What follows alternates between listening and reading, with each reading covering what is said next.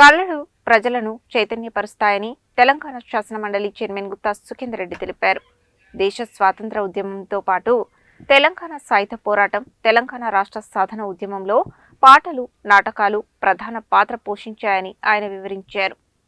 మిర్యాలగూడలోని mini Ravindra భారతిలో నిర్వహించిన జాతీయ స్థాయి పద్య నాటిక, సాంఘిక నాటిక పోటీల వేడుకలు అత్యంత వైభవంగా జరిగాయి. మిర్యాలగూడ సాంస్కృతిక కళా కేంద్రం ఆధ్వర్యంలో జరిగిన ఈ కార్యక్రమంలో తెలంగాణ శాసనమండలి చైర్మన్ గుత్తా సుఖేందర్ రెడ్డి ముఖ్య అతిథిగా పాల్గొన్నారు. ఈ సందర్భంగా ఆయన మాట్లాడుతూ కళలు ప్రజలను చైతన్యపరుస్తాయని ఆయన తెలిపారు. దేశ స్వాతంత్ర ఉద్యమంలో, తెలంగాణ సాయుధ పోరాటంలో, తెలంగాణ రాష్ట్ర సాధన ఉద్యమంలో పాటలు, నాటకాలు ప్రధాన పాత్ర పోషించాయని ఆయన వివరించారు.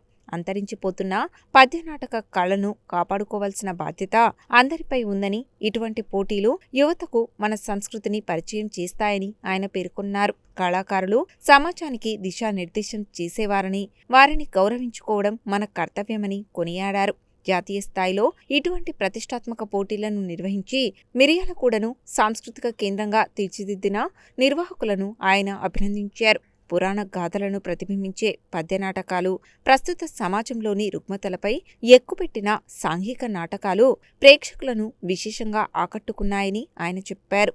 ఉత్తమ ప్రదర్శన కనబర్చిన నటీనటులకు, సాంకేతిక నిపుణులకు గుత్తా సుఖేందర్ రెడ్డి చేతుల మీదుగా బహుమతులు అందజేశారు. ఈ కార్యక్రమంలో ఎమ్మెల్యే బత్తుల లక్ష్మారెడ్డి, ఎమ్మెల్సీ శంకర్ నాయక్, మాజీ MLA Julakanti Ranga Reddy, sub collector Amit Narayana, municipal chairman Sudha Balakrishna, vice chairman Gudipati Sirisha Naveen, municipal commissioner Srinivas, నాయకులు రామలింగయ్య, సైదులు, బాబు తదితరులు పాల్గొన్నారు.